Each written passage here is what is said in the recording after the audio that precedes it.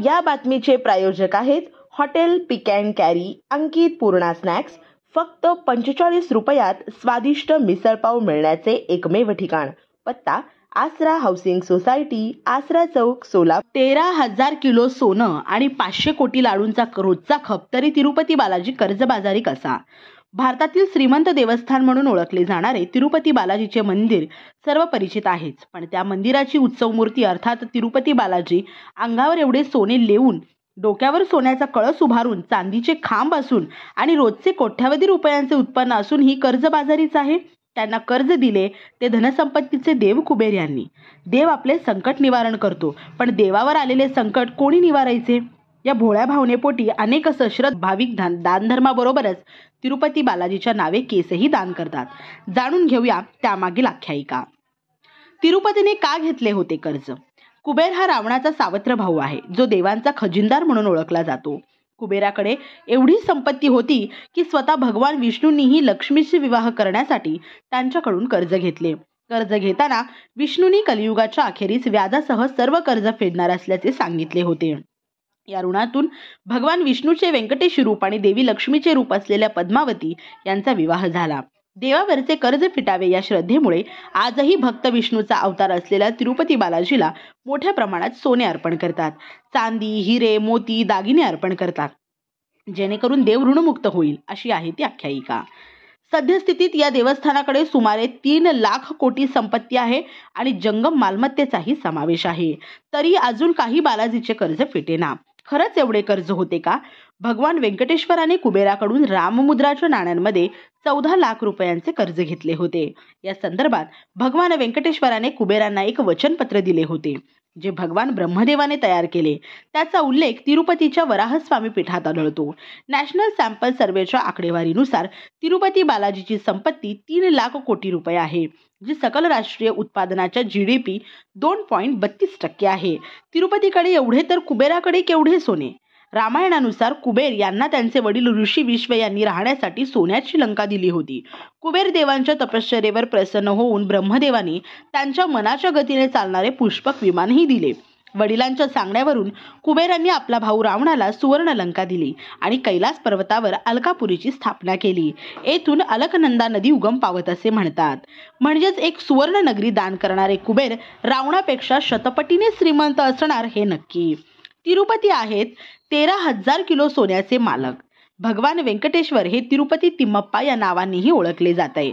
तिरुपती देवस्थानमच्या रेकॉर्डनुसार भगवान बालाजीच्या नावावर अनेक बँकांमध्ये निधी जमा आहे. कैक किलो सोने ठेवले आहे, जे त्यांना भाविकांकडून दान मिळाले आहे. याशिवाय मंदिरातील सर्व देवतांना सोन्यांचे दागिने अर्पण करण्यात आले आहे, ज्याचे वजन हजारो किलो आहे. तर चांदीचे दागिनेही 1000 किलोचेच आहेत. बालाजीच्या नावावर जमीन वास्तविक पाहता हे त्रिभुवनच त्यांचे आहे, पण संस्थानाच्या नावे असलेली जमीन पाहता त्यांच्याकडे 6,000 एकर वनजमीन आहे. 75 ठिकाणी 7,636 एकर रिअल इस्टेट आहेत. एवढेच नाही तर त्यांच्याकडे 1,126 एकर शेतजमीन आणि 6,409 एकर बिगर शेती जमीन आहे. तिरुपतीशी संबंधित देशभरात 535 मालमत्ता आणि 71 मंदिरे आहेत.